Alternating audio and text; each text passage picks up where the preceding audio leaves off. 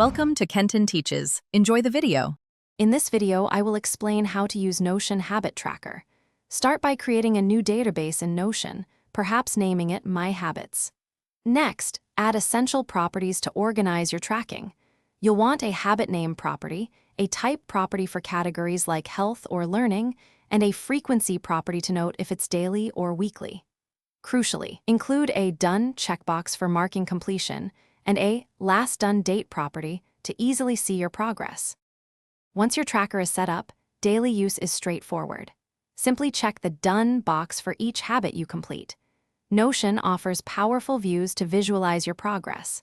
Try a calendar view to see your streaks or a board view to group habits by status.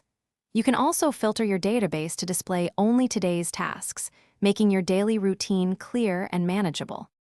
To elevate your habit tracking, consider using Notion's advanced features. Formulas can automatically calculate your current streak or overall completion percentage, providing valuable insights. Create templates for daily or weekly habit entries to save time. You can also add a button to quickly generate new daily habit sets, streamlining your routine and keeping your dashboard clean and efficient. Maintaining consistency is key to successful habit formation.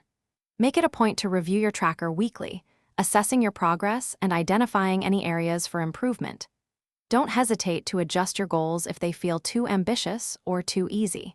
Celebrating even small achievements can significantly boost your motivation.